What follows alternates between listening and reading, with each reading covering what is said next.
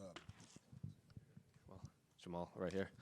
Obviously, getting ready for your Prochazka name that, I feel like you guys have been circling each other for quite a while, considering you were both champions at one point. So we've heard fighters in the past say when they don't have fights lined up, they when they're in camp, they kind of envision possible opponents in down the line, and they prep for them mentally. Is Jiri a guy that you had been feels like you've been preparing for so long, ever since he had given up the belt and then you won the belt? Well, even before that, I wanted to fight him long before that. I asked for this fight. I believe the first time was maybe back in 2021 when he first got here. So I'd already had it in my mind, like, yep, this is a guy I start to kind of be aware of and be on the lookout for, and that's we eventually might meet. What was it about him that made you want him to fight him so long ago? Was it the name as a former champion of the promotion? Was it his fighting style? What about him specifically did you want to fight back then? Well, I didn't really know who he was or know anything about his career before he got to the UFC. It was just a style. He came in, he burst on the scene in a very big way with a big knockout over a guy that's been here for a while, who I thought I might be on a collision course too. But then after that, it was like, okay, this guy's got a fun style. He's got an exciting style, and it'd be nice to share the cage with him. I believe we put on a good show. Have you seen him change at all since that performance? Because even when he fought Rakic after his post-fight press conference, he was saying, my coaches were yelling at me to keep my hands up, and I just wasn't. So, at least he's aware he does need to. He's just not. Have you seen him change at all from that first fight to now, or is he just still the same Jiri Prochazka you saw back then? The fight kind of ended pretty early, so his style and how he fights is pretty much the same. I mean, if it ain't broke, don't fix it, I guess, is kind of like the thing. Obviously, he's had the losses now, but before then, he had 25 plus knockouts at the time, so he's proven that his style is effective, and it can be effective against the best in the world. So I don't know. Before your last fight, obviously the story was you coming back from your Achilles or your injury, I should say. That's an injury that it takes a while to just get the bounce back in your step, like the explosion. So I guess do you feel like that step and that bounce is back now, as opposed to it seems like you kind of had to come back sooner than you wanted to against Alex? Oh yeah. I feel I'm in a much better spot as far as that injury goes. It's not something that I think about like then. Obviously with the Pereira, he's got those little calf kicks. So that's something that it was kind of on the mind. But now it's I feel fully healed, fully ready to go, and fully ready to unleash my entire arsenal with no pauses. And you've made it known, like you see some of the comments about you on social media and you respond to some, but your fellow fighters seem to be backing you too. Michael Bisping said like he sees where you were coming from with that Alex situation in the PI. Like, why would you fight then when you can fight for money? Luke Rockhold seemed to say, I think you could actually get this done. And Islam and Umar both said they saw you at the PI quite often and they were very impressed with what they saw. So they're also kind of picking you to win. So what's it like to see the fans say these one things, but the people that actually are around you and seeing you training, they know what you can do and they're picking you to pull off this victory?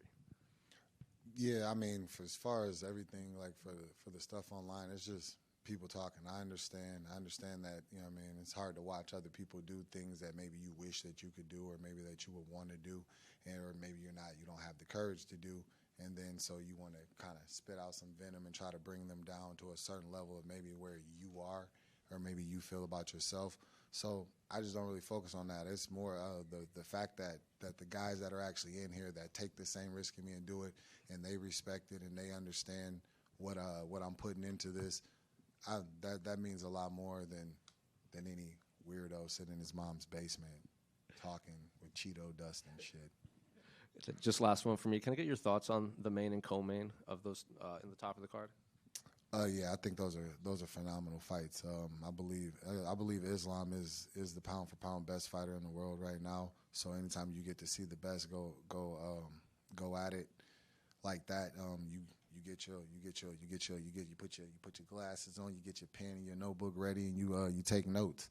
You take notes, and you get to see how it's done. And he's up against a gamed opponent in Arman Sarukin. I believe Arman's grappling is very, very high level, and I believe he brings in a very, very high level style. So I'm definitely going to be tapped into that. And then in the co-main event, you got the new champ, Merab, which I love Merab, man. I love Merab. I hate that he has to fight Umar.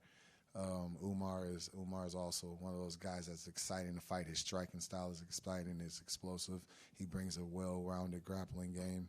And Merab's gas tank is just always impressive, bro. It's always impressive, the pace that he keeps and how he just comes and brings it to fight. So I believe they're both amazing fights. Hey, Jamal, right here. I saw last night Adara Bierly, who I think was doing some cooking for you throughout the camp, say that you had cut 50 pounds through this camp. I guess, can you say, when did that start and what was the weight loss journey like through this training camp? It's been smooth. It's been smooth.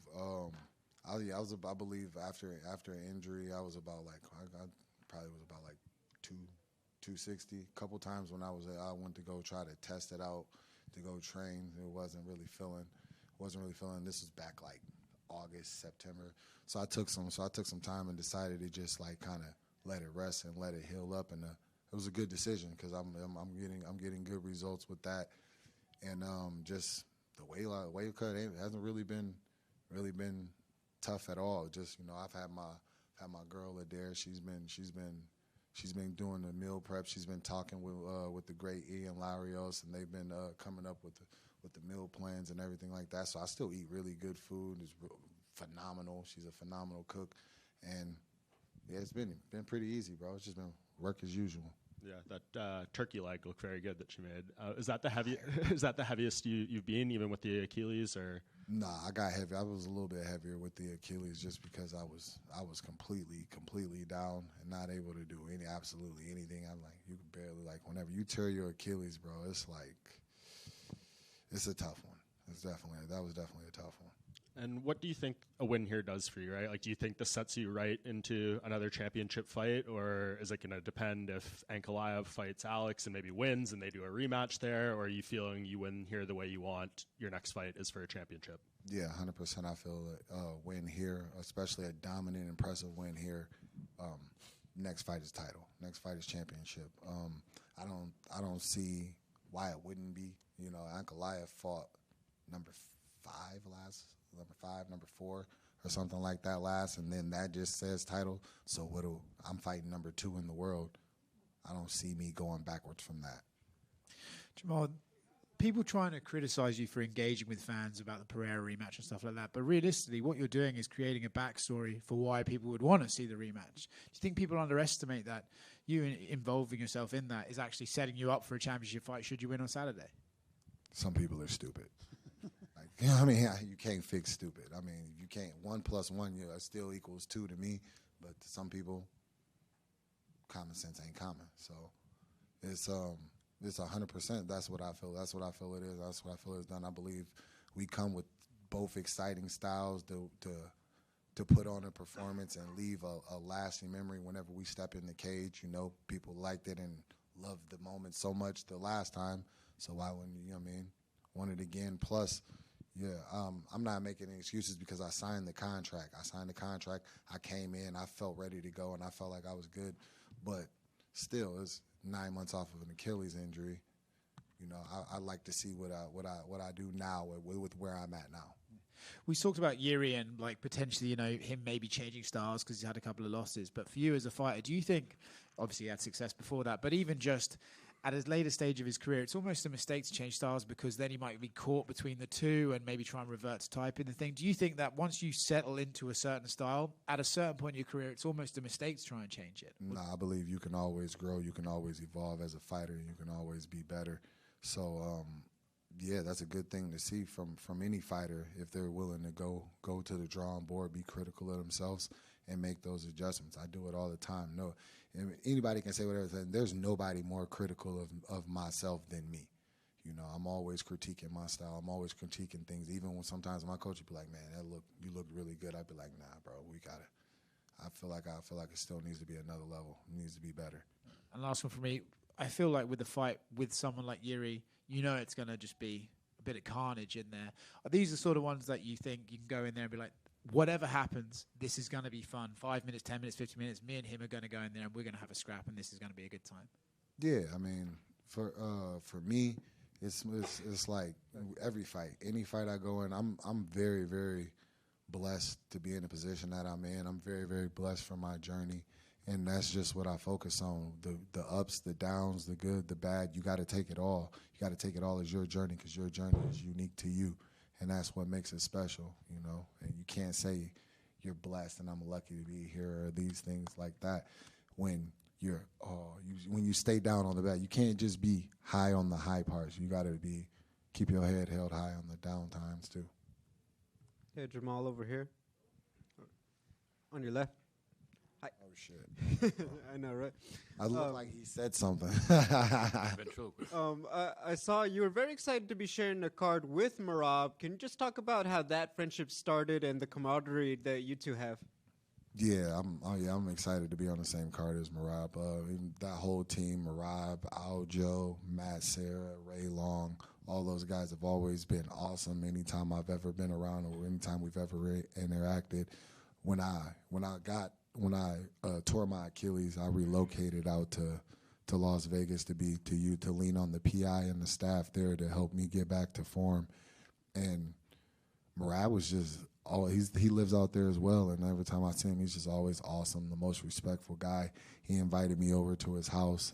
He was doing a barbecue with him, some of his other guys from Georgia, and, you know, that I got to see, like, the Georgian culture and how they treat each other, how they speak, you know, and just, like, the love and things like that. And it was just, from that moment, it was just like, yeah, bro, this guy, I can never go against this guy. That's really cool. Final question. What was cooler, meeting the Clippers at the Intuit Dome or meeting Lenny Kravitz at the PI? Oh, that's tough. The Intuit Dome was dope, but Lenny Kravitz is a legend. You know, American woman. You want to do this, Simon? Sure. Good. Hey, Jamal.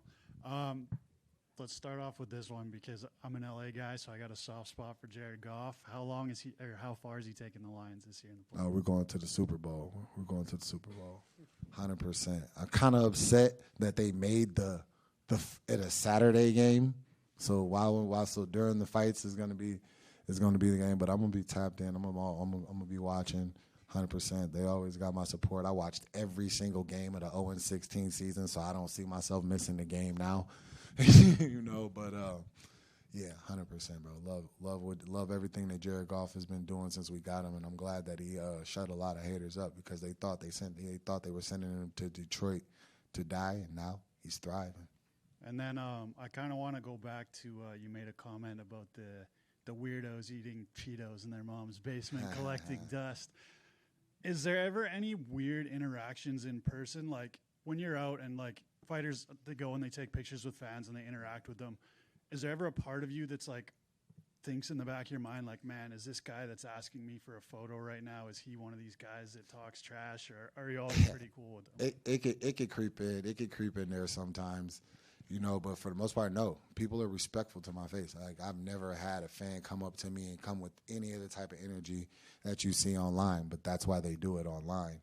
You know, because they, like I said before, they just want to try to bring you down, soldier in the moment. But everybody knows, like man to man, like it's a reason why, like we're respectful to each other whenever we tell them we're cordial, because there's always that underlining of violence that, you know what I mean, that could happen.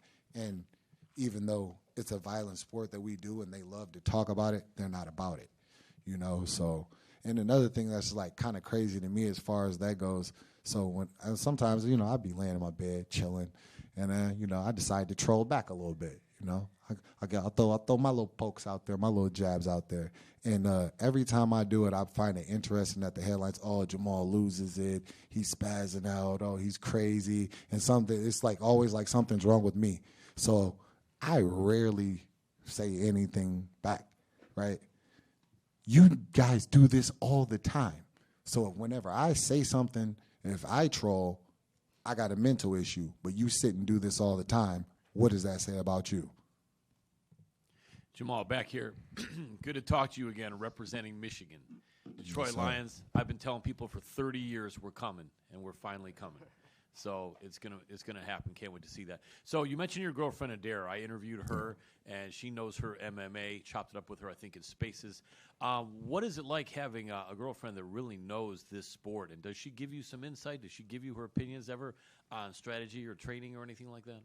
No, it's good. We more so talk about like dialogue about MMA and the things that we see as far as like advice and things like that. Again, she tells me what she tells me. Like I said, it's just like a dialogue. She tells me what she sees. She doesn't really like try to try to tell me what to do as far as that. She trusts that I'm good, that I'm going to do it. She's really supportive. She's always there to just like kind of, what do you need? What do you need? She's asking me what I need and things like that. And then if she knows, she'll use her knowledge to kind of just preemptively handle things for me and things like that. So it's been great. It's been amazing, and I'm lucky. Very cool. Yeah, in fact, I've been trying to find a beautiful girl that loves MMA. I'm having no luck. I think I got to be a high-profile fighter like you. But I'm going to keep trying. So let me ask you, the fight with Pereira, that had that weird circumstance where it looks like the referee was going to say, let's stop the action for a minute, and then Powhatan waved him off, stepped up, and cracked you. So there is kind of a little bit of an asterisk in my mind on that. Is that something you think about anymore, or you just put that out of your head at this point? I mean, it is what it is. I focus on the things I control. I can't change the past or anything like that. You know, I just kind of spoke on it just because for me it was strange. In my mind, in that moment, it was still kind of a pause. I know a lot of what was made of it was the fact that I threw, and I did throw, but it was more so a reflex. It wasn't something like, if you notice the way that I fight, I'm calculated. I set things up, and I have a game plan for the things that. In that moment, there was no game, and it was just all raw natural instinct and raw, like, you know what I mean, just raw reflexes from the fact of like. I just never seen nothing like that before. Yeah. Like, especially there's not something that typically happens. Like, you hear a ref yell stop. People will say like, oh, he stopped. Was the step in, but he yelled stop from the beginning. I'm standing. My legs were completely locked. I'm standing straight up. First thing I did was ask him, yo, you good? You okay? And I went out to touch gloves. The touch gloves wasn't for a restart. That was touch gloves to let him know if I did, which I didn't think that I did in the moment, hit you low. My bad. That's not how I want this fight to go. And then it's just like he was still locked in and ready to come in and take advantage. Yeah, I mean, you just think you can't wave off the referee like that, but I guess in that case he did.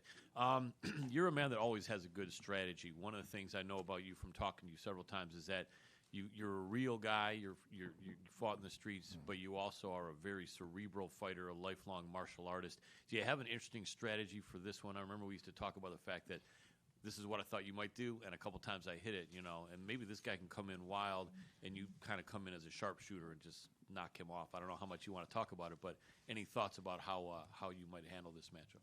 Yeah, I definitely see openings and opportunities where I can assert myself and dominate the fight.